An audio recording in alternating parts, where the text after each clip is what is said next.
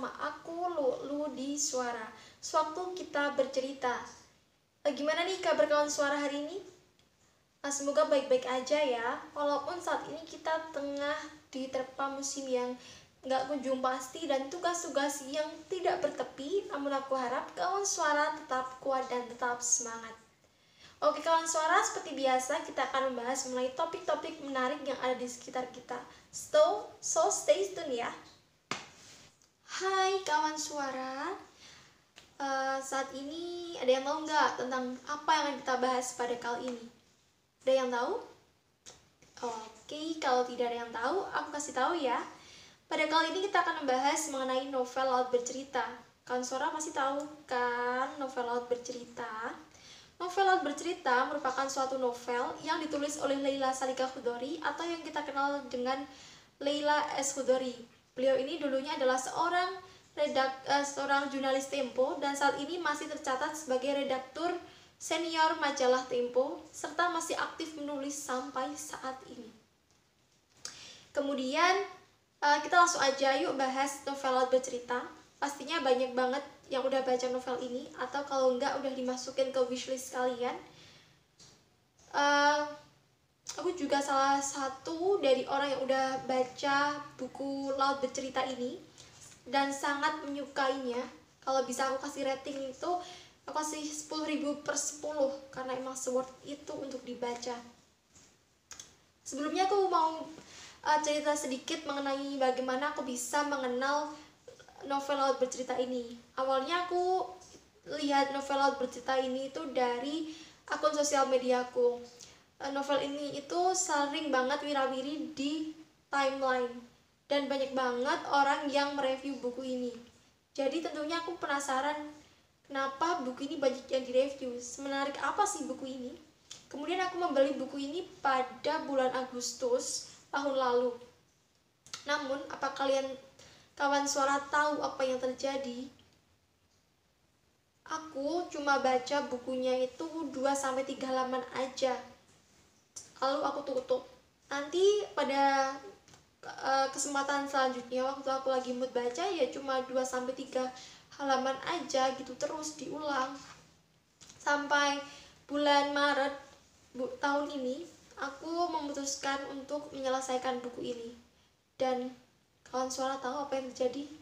Aku nangis baca buku ini karena bagi aku ketika aku baca buku ini itu nggak ada bagian dari kisah yang kering dari air mata.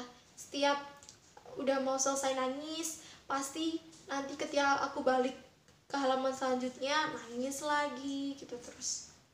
Karena memang ceritanya sakit itu sih kawan Suara. Yang belum baca, pokoknya baca, oke? Kemudian aku mau berbagi juga mengenai bagian-bagian yang aku suka dari buku ini. Yang pertama adalah mengenai tokoh. Tokoh yang aku suka itu ada dua. Kedua orang ini itu memiliki kisahnya masing-masing, memiliki bagiannya masing-masing dalam novel ini. Novel laut bercerita, yaitu adalah Biru Laut dan Asmara Jati. Dua orang ini merupakan sepasang adik dan kakak beradik. Tapi kita bahas mengenai Laut dulu ya kawan Suara. Laut ini merupakan sosok yang sangat menyukai buku, terlebih tentang sastra. Ayahnya semasa kecil itu selalu memberikan Laut buku-buku yang sangat menarik dalam bahasa Indonesia maupun dalam bahasa Inggris. Jadi semenjak kecil tuh mereka Laut dan adiknya itu sudah diracuni oleh buku-buku tersebut. Kemudian Laut ini merupakan sosok yang sangat menyayangi keluarga. Laut sering membantu ibunya memasak, seperti mengiris di dapur, mengiris bawang, kemudian mengaduk sayur dan lain sebagainya. Kemudian ketika bersama adiknya, pernah suatu ketika Asmara didatangi oleh teman laki-lakinya, dan Laut tidak membiarkan adiknya itu berduaan dengan teman laki-lakinya itu. Padahal mereka hanya mengerjakan tugas sekolah, mereka hanya belajar kelompok. Namun saking protektifnya Laut, dia wirawiri terus dari dapur ke ruang tamu, kembali lagi, kemudian ke ruang tamu lagi, seperti itu. protektifnya ini mengalahkan ibunya yang ada di dalam, yang juga khawatir dengan putrinya. Kemudian laut ini adalah sosok yang pemberani. Keberaniannya ini terlihat ketika semasa dia SMA, dia kuliah. Itu laut sangat berani menyuarakan suara-suara rakyat. Dia berani membela kepentingan-kepentingan rakyat. Laut dengan lantang menyuarakan suara-suara yang seharusnya didengar oleh para penguasa. Dia tidak takut dengan segala ancaman yang diperoleh karena membela rakyat. Bahkan laut pernah mendapatkan kekerasan dari aparat, namun hal tersebut tidak membuat laut gentar. Tapi dibalik sifatnya yang pemberani, laut itu juga sosok yang pemalu. Sifat malu ini dapat dilihat ketika laut tidak percaya diri ketika akan mendekati salah satu teman perempuannya yang bernama Anjani. Laut ini tuh malu-malu gitu, nggak percaya diri, mau ngobrol aja nggak berani, sampai sama teman-temannya tuh diceng-cengin, diejek gitu. Ini masa ngelawan pemerintah, nyuarain suara rakyat aja berani, masa deketin cewek aja nggak berani gitu, sampai sama temen-temennya tuh diejekin gitu. Dan apalagi ya tentang laut, udah yang akan aku bahas cuma sampai itu sih. Bentar, sifat lautnya itu, sifat pemalu laut itu cuma bisa buat laut cuma lihat Anjani dari kejauhan. Tapi ya di suatu ketika ada suatu peristiwa yang terjadi, hal tersebut membuat laut dan Anjani menjadi dekat. Kalau kawan suara penasaran, baca sendiri kisahnya. Oke, cukup untuk sosok laut yang akan aku bahas di video kali ini. Yang kedua, kita akan membahas mengenai Asmara Jati. Asmara ini adalah sosok yang gak kalah luar biasa dari kakaknya laut. Asmara itu juga menyukai buku. Dia sangat menyukai sains. Kalau laut suka sastra, Asmara lebih suka sains. Kata laut, Asmara ini terdiri dari otak dan nyali. Asmara itu sangat cerdas. Saat dia sudah bertekad, maka dia akan mewujudkannya.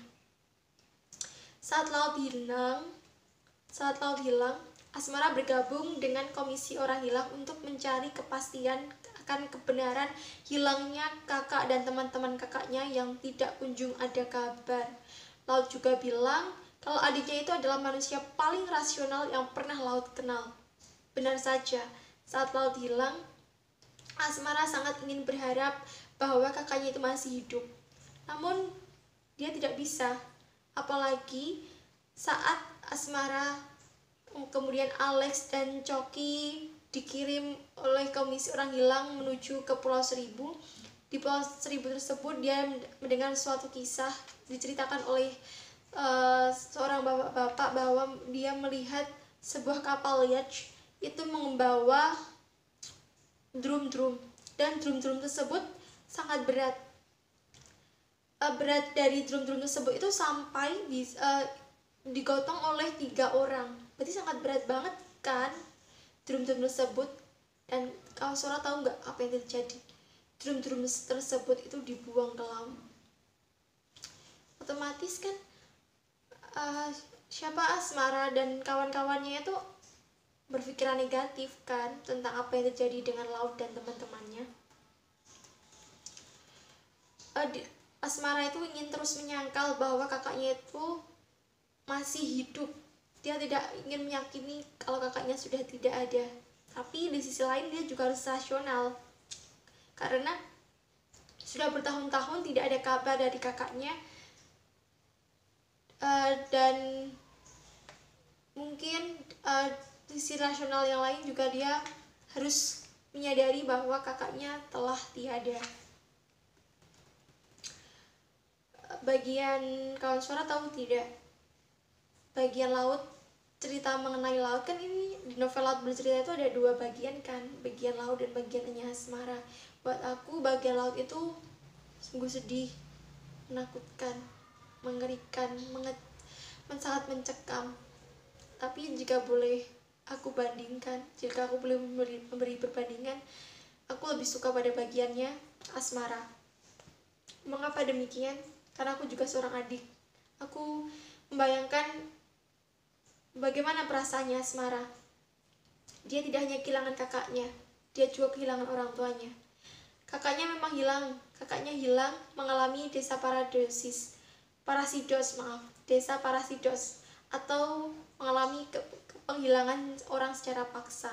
Sementara kedua orang tuanya itu terkungkung pada kepompong penuh kenangan bersama laut. Setiap hari ayah selalu menyediakan 4 piring, berharap putranya akan pulang. Ibunya memasak masakan kesukaan laut, siapa tahu putranya akan makan ketika pulang. Ketika pulang, kemudian laut lapar langsung ikut makan dengan makanan kesukaan laut. Kamar laut yang selalu dibersihkan juga tidak boleh diganggu, tidak boleh diutak-utak, tidak boleh disentuh-sentuh, seperti itu. Selalu seperti itu. Ayah dan ibunya hidup dalam penyangkalan. Mereka selalu menyangkal bahwa laut telah tiada. Mereka hidup dalam harapan bahwa putra sulungnya masih ada di suatu tempat dan berharap laut akan pulang suatu saat nanti. Kawan suara, aku selalu sedih saat menceritakan kisah laut bercerita ini. Napasku itu rasanya sesak banget. Aku udah beberapa kali coba baca ulang buku itu dan aku selalu menangis. Dan rasa sakitnya itu sama perihnya. Novel ini tuh sukses banget buat aku membayangkan kisah di baliknya, kisah di era itu. Seberapa sakit, mencekam, takut, marah, terluka, sedih yang dialami oleh orang-orang yang terlibat di era itu. Oke, kawan suara, selanjutnya kita akan membahas mengenai bagian yang aku suka dari buku ini. Bisa dibilang sih quotes-quotes yang aku temukan ya, yang udah aku tandai. Yang pertama adalah ketika Bram mengatakan kita harus belajar kecewa bahwa orang yang kita percaya ternyata memegang pisau dan menusuk punggung kita. Kita tidak bisa berharap semua orang akan selalu loyal pada perjuangan dan persahabatan. Kata-kata Bram itu memanglah benar adanya.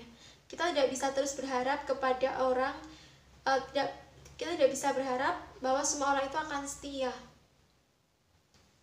Kita harus mempersiapkan diri untuk kecewa karena seseorang suatu hari nanti mungkin akan menusuk punggung kita.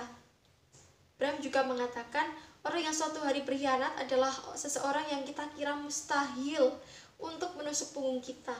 Orang-orang yang kita kira sangat dekat dan tak mungkin berpaling, mungkin suatu hari itu akan mengingkari kesetiaan. Jadi orang-orang yang kita sangat percaya, jadi nggak mungkin lah dia berkhianat. Mungkin suatu hari nanti dia akan berpaling, menjauhi kita, menusuk kita. Kemudian yang kedua itu adalah saat Kinan mengatakan mungkin kita hanya nyamuk-nyamuk pengganggu bagi mereka, kerikil dalam sepatu mereka. Tapi aku tahu satu hal, kita harus mengguncang mereka. Kita harus mengguncang masyarakat yang pasif, malas dan putus asa agar mereka mau ikut memperbaiki negeri yang sungguh korup ini, yang berantakan ini, yang tidak menghargai kemanusiaan ini. Apa yang diucapkan Kinan ini menyadarkan aku kalau apa yang kita suarakan itu pasti memiliki arti. Menyadarkan bahwa mungkin saat ini apa yang kita suarakan itu belum didengar oleh para penguasa.